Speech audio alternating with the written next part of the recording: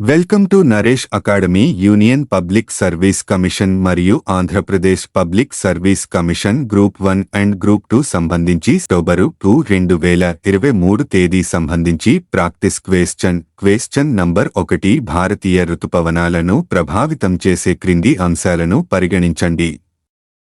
1. Inter tropical convergence zone ITCZ. 2. Tibetan పీఠభూమిపై తీవ్ర అల్పపీడనం ఏర్పడింది. 3. ఉష్ణమండల జెట్ ప్రవాహం. పైన ఇచ్చిన స్టేట్మెంట్లలో ఎన్ని తప్పులు ఉన్నాయి? ఏ ఒకే ఒక్కటి, బి కేవలం 2, సి 3, డి ఏదీ లేదు. సమాధానం డి. వివరణ అన్ని ప్రకటనలు సరైనవి. Question number 2. కింది ప్రకటనలను పరిగణించండి. 1. మాస్కో ఫార్మాట్ ఆఫ్ఘనిస్తాన్లో శాంతి ప్రక్రియపై సంభాషణ వేదిక. 2. మాస్కో ఫార్మాట్లో భారతదేశం పార్టీ కాదు. పైన ఇచ్చిన స్టేట్మెంట్లలో ఏది సరైనది? సరైనవి ఏ కేవలం 1, బి కేవలం 2, సి 1 మరియు 2, 2, డి 1 లేదా 2 కాదు. జవాబు ఏ. వివరణ Russia, Afghanistan, China, Pakistan, Iran మరియు భారతదేశం నుండి ప్రత్యేక ప్రతినిధుల మధ్య సంప్రదింపుల కోసం 6 పార్టీల యంత్రాంగం ఆధారంగా మాస్కో ఆకృతిని ప్రవేశపెట్టారు. Question number 3. ప్రాజెక్ట్ ఉద్భవ్ చొరవ ఇటీవల వార్తలలో కనిపించింది మరియు దానికి సంబంధించినది. కింది ఎంపికలలో 1. శిలాజాలను విశ్లేషించడం. 2. వృక్షజాలం మరియు జంతుజాలం యొక్క పరిణామం అధ్యయనం. 3. అంతరించిపోతున్న జాతులను రక్షించడానికి చొరవ. 4. పురాతన గ్రంథాల నుండి Indic heritage of state craft ని మళ్లీ కనుగొనడం. సమాధానం 4. వివరణ ప్రాజెక్ట్ ఉద్భవ్ చొరవ పురాతన గ్రంథాల నుండి Indic heritage of state craft ని తిరిగి కనుగొనడం లక్ష్యంగా పెట్టుకుంది. United service institution of India USA సహకారంతో భారత సైన్యం ప్రారంభించింది. Question number 4. ఒసిరిస్ మిషన్ ఇటీవల వార్తల్లో కనిపించింది. ఏ గ్రహశకలాలను నుండి నమూనాలను సేకరించింది? 1. గ్రహశకలం ర్యూగు. 2. బెన్ను గ్రహశకలం. 3. గ్రహశకలం ఇటోకావా. 4. Asteroid Apophis. జవాబు బి. వివరణ ఒసిరిస్ మిషన్ 1019 బెన్ను అనే ఉల్క నుండి నమూనాను సేకరించింది. ఒసిరిస్ మిషన్ 2016లో ప్రారంభించబడింది. గ్రహశకలం చుట్టూ కక్ష్యలో వ్యోమనౌకను ఉంచడానికి సంక్లిష్టమైన విన్యాసాలను కలిగి ఉన్న బెన్ను అనే గ్రహశకలం నుండి నమూనాలను సేకరించడం లక్ష్యంగా పెట్టుకుంది. Question number 5. కింది వాటిలో దక్షిణ చైనా సముద్రంలో లేని ద్వీపం ఏది? 1. స్ప్రాట్లీ దీవులు. 2. పారాసెల్ దీవులు. 3. Scarborough shawl. 4. రీయూనియన్ ద్వీపం. సమాధానం 4. వివరణ రీయూనియన్ ద్వీపం హిందూ మహాసముద్రంలో ఉంది. Question number 6. అర్బన్ షిఫ్ట్ ఫోరంకి సంబంధించి కింది ప్రకటనలను పరిగణించండి. 1. సమగ్ర మరియు స్థిరమైన పట్టణాభివృద్ధి కోసం ప్రాంతీయ నగరాలకు శిక్షణ మరియు సామర్థ్యాన్ని పెంపొందించడం ప్రాథమిక లక్ష్యం. 2. ఇది అడాప్టేషన్ ఫండ్ ప్రోగ్రాం. సరైన స్టేట్మెంట్లను ఎంచుకోండి. ఏ కేవలం 1, బి కేవలం 2, సి 1 మరియు 2, 2, డి 1 లేదా 2 కాదు.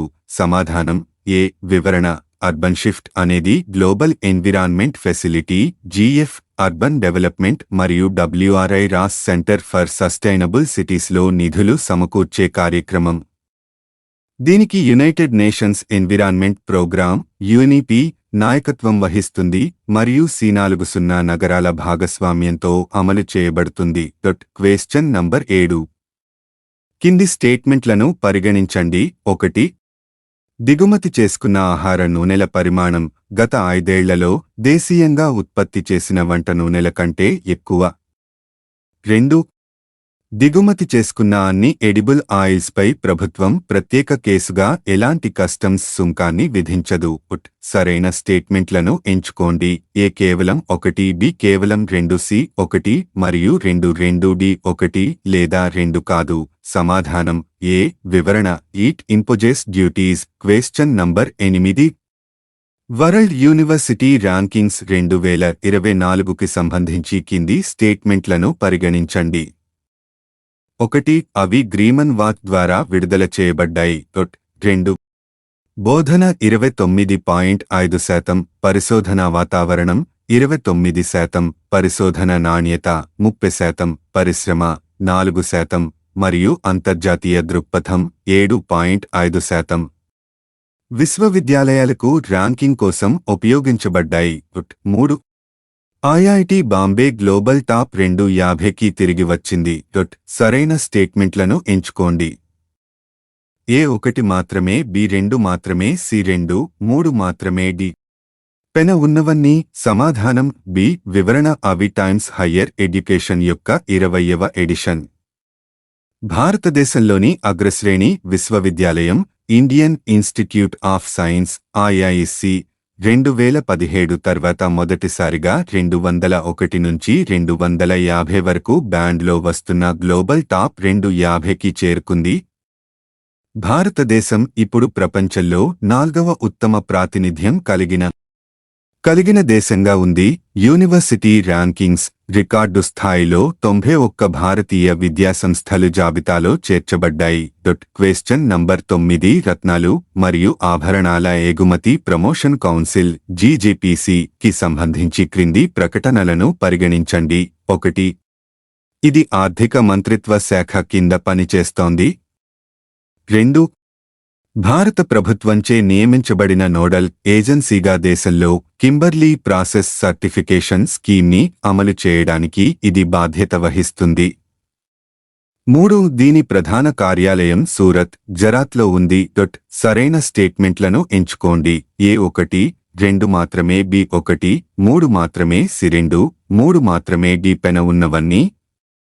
సమాధానం సి. వివరణ ఇది భారతదేశంలోని రత్నాలు మరియు ఆభరణాల పరిశ్రమ యొక్క అపెక్స్ బాడీ. ఇది భారత ప్రభుత్వ వాణిజ్యం పరిశ్రమల మంత్రిత్వ శాఖ ద్వారా స్పాన్సర్ చేయబడింది.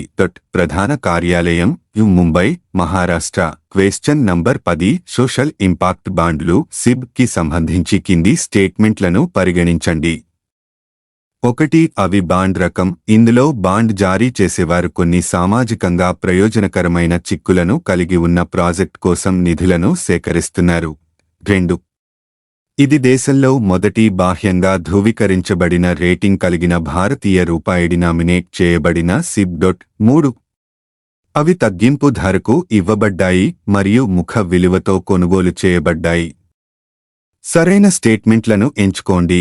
A1, 2 మాత్రమే, B1, 3 మాత్రమే, C2, 3 మాత్రమే, D. పెన ఉన్నవన్నీ. సమాధానం ఏ.